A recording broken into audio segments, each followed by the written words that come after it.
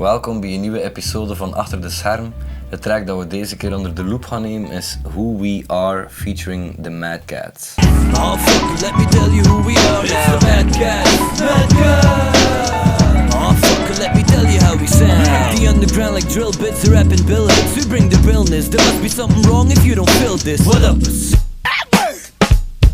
De track is tot stand gekomen in één nacht, dat is vaak zo bij tracks. De Mad Cats waren op dat moment een gloednieuw producers trio. Brechtje, Maarten en Jackie. Een approach was zo old school, focus op analog gear en vinyl en samples. En die track is ontstaan in Jackie Terror's laboratories. We hebben daar ook nog vaak gezeten met de Grafvrouwers voor het liefhebberalbum.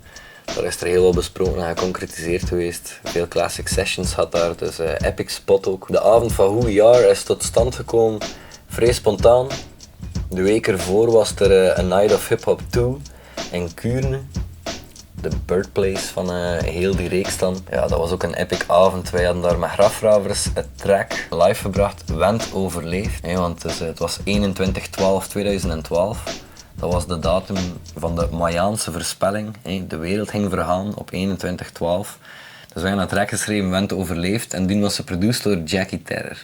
Dus dat was de eerste keer dat wij iets aan samen gedaan. Classic avond, we er aan spandoeken mee en zo en al waren, maar heel de Fatmar klik. Dat was echt legendary. Ik herinner me ook dat ik daar een tag team freestyle gedaan heb met Spans. Die vrij dope was, die vrij lang heeft geduurd. Ik kan haar herinneren, ik heb dan ook een Grafvrouwer track gedropt die nooit is uitgekomen of nergens anders te horen is.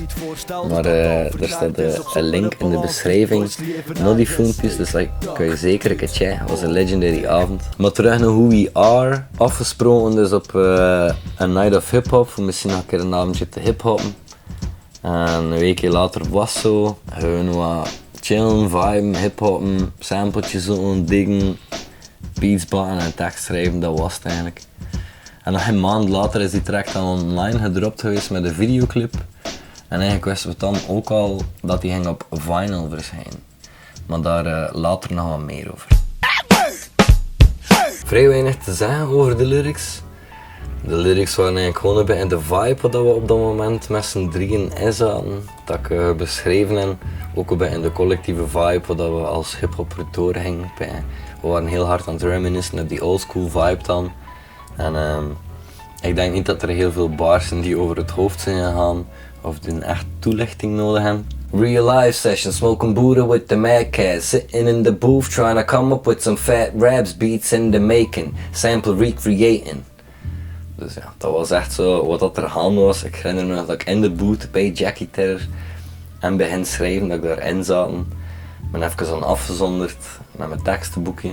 Er was ook niet echt geen plan of zo, we waren gewoon samengekomen voor de hip-hop. En idee dat de track dat we op dat moment aan het maken waren, dat we daar ging een videoclip van droppen en dat die op vinyl ging verschijnen. Dus ja, dat was al vrij spontaan. Until it slams like Onyx with old school electronics. Ja, Slam van Onyx, dat zit er misschien in, dat kost ik ergens nog een keer aanhalen. Eén insider wel. We're hazardous, trying to do it better than the average, searching for a natural balance like we're some alchemists. Die Hazardous, maar dat kan niemand weten natuurlijk, dat was een referentie naar de plaat Hazardous van Godfather Dawn.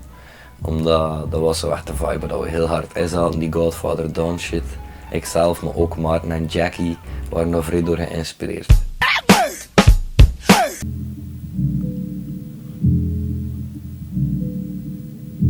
Dus de main filter sample, waarvan dat de sample vandaan komt, welke plaat, dat weten we niet meer. Dat is vaak zo'n creatieve proces. Als je in die flow zit, dan alle details die je niet toe doen ofzo, die worden niet opgeslagen. Dus ik heb vaak ook zo dat ik een sample gebruik en dat ik in de verste verte niet zo weten van waar het die vandaan komt. Dus heel veel lagen alvast, met mini soundjes. En de main sample denk ik wat verder opgechopt en gedaan. Wat verschillende horns. Ik herinner me vooral die piano sample. Ik herinner me ook nog goed dat dat een heel klein beetje buiten de comfortzone lag van Jackie en Maarten. een sample dat zij anders niet ging nemen, denk ik. Of dat laten ze me dan laten weten. Maar ik zou bijvoorbeeld die sample wel nemen. Op de sound daar. Oh yeah. Maar ik zou die sample misschien wel zelf uitpikken. Want dat zou ik hem waarschijnlijk niet flippen zoals dat zij gedaan en sowieso nooit. Dus het was een unieke collaboratie. Ik vind dat de drums ook vrij cool zijn. Het zijn trouwens ook gewoon de stems. Dit is niet de mix. Dus ik weet dat Jackie heel veel aandacht altijd besteedt aan de volumes van de verschillende sporen ten opzichte van elkaar. Dus het kan goed zijn dat het eigenlijk niet echt klopt. Maar dus ja, de beat is gecreëerd geweest met een S950, een MPC 60 en een MPC 2000. Dat ik zei is de sample verloren gegaan, maar er is wel gefilmd geweest die dag en ik ga nu even een kort stukje laten zien van hoe dat er aan toe ging die avond.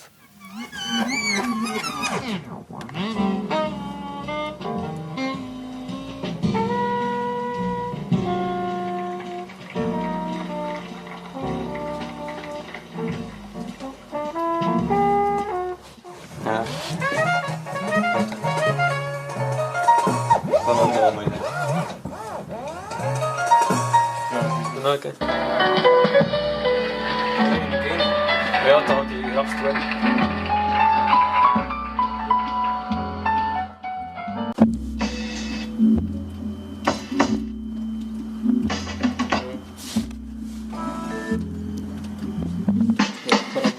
Shit.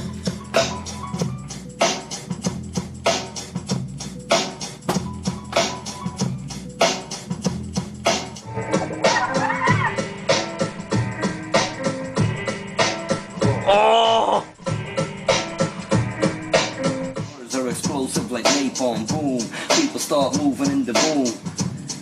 And I'm finishing this tune in a minute, a second. You know that I'm a record. Step it up if you gon' listen in to the old school message. To me it's certain, the verses be old school. Cause you know that we be murderers, you heard it. The mad cats, fat mark represent real stuff that we gon' do. And you know we got the skills. I got the camera in front of me. We the damagers, managed to flip the rhymes and we handling this. De video is gemaakt van Konski, O-Snap Graphics. Dat was op dat moment de 5e videoclip dat hij had gedaan, denk ik, voor Fatmark. Het begon met Bumpy Heads van JNS, dan Raw Relics, Back to the Basics en uiteindelijk Wooden Techt van de Grafravers. In die oldschool clips was dat ook vaak zo video's van de mensen hun hood of waar dat ze woonden. En gewoon ergens rappen in ergens een plaats zodat ze vaak kwamen. En dat was eigenlijk ook het idee. Dat zijn de main shots. Het Citadelpark in Gent. Ik woonde dan in de Citadel aan, dus daar zaten we wel af en toe. Er zit ook een shot in van, aan de repetitieruimtes van Democrazy. Daar gingen we met Grafravers ook altijd repeteren. Een ander shot is van de tuin in de Citadel aan, van waar dat ik toch een paar jaar in gezeten ook. De eerste Bushido was daar, in de kelder, ook legendary spot. En er zit ook zo'n window shot nog in van Kojasto. Dat is in een vorige video aan bod gekomen. En Kojasto werd ook op 2 locaties geweest, maar de eerste was dus een groot appartementsgebouw. Ik weet niet hoeveel verdieping. Pokey is de poes die te zien is in de clip. De enige echte Mad Cat in de clip, letterlijk dan. Die loopt hier ook nog altijd rond. Maar bij zou mijn naam zijn. Nog een leuk weetje misschien, dat is zo'n clip vanuit de tijd dat we eigenlijk alles in HD filmden met een vrij dope camera. Maar dat we dan uit onwetendheid of zulke verkeerde export deden, dat dan toch niet zo goed eruit kwam. Maar ja, fouten zijn er voor te leren natuurlijk, dus dat is gebeurd bij deze. Voor mij was Who We Are de eerste keer dat ik het trek voor mezelf. Alleen in collaboratie met anderen natuurlijk, maar dat ik ook op aanwezig waren, had die op vinyl is verschenen ofzo. Wat dat wel een vrij speciaal gevoel was. Ik weet nog dan dat ik wel redelijk hyped was toen ik dat te weten kwam. Dat was via Surgeon Records. Jackie die was zo in beat community. Er was zo echt een revival van die oldschool boom bap, analog. Er was zo'n wave aan het gaan in Europa. En Jackie had zo wat contact met wat mensen en zo was hij terecht gekomen bij het label Surgeon Records. En zo is die track dan eigenlijk terechtgekomen op Raw Raw Gorilla 2. Met heel wat andere dope tracks, nog altijd zeer dankbaar en een eer. Also die eerste keer dat je zo op het zwarte hout terechtkomt is altijd... ja. Toen we 15 waren of zo was dat een droom of iets. Ik had niet gedacht dat we dat ooit gingen bereiken. Dan te zien waar dat we nu zitten is echt gek. Ja.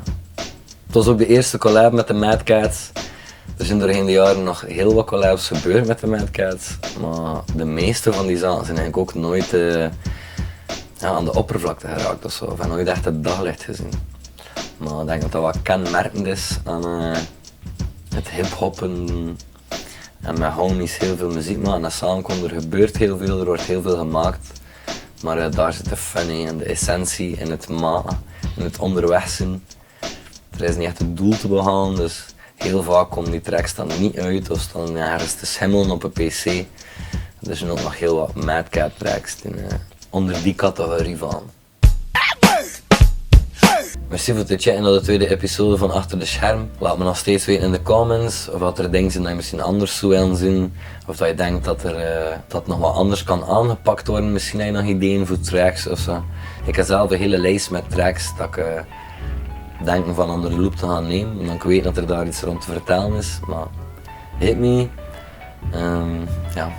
Ik apprecieer het alvast gasten. Merci voor jullie aandacht. En we zijn één. Awesome. Nog steeds. They say hip-hop is dead, but it's invincible. Nowadays it still reaches a million people spread it worldwide, seeing each and everyone is equal. The most inspiring culture to come up in modern ages, and it took a little fall, but we are here so we can save it. Fat Mark, Mad Cats, hip-hop in the building. We ain't tired of searching for new breaks, we keep digging. It's the Mad Cats, Mad Cats.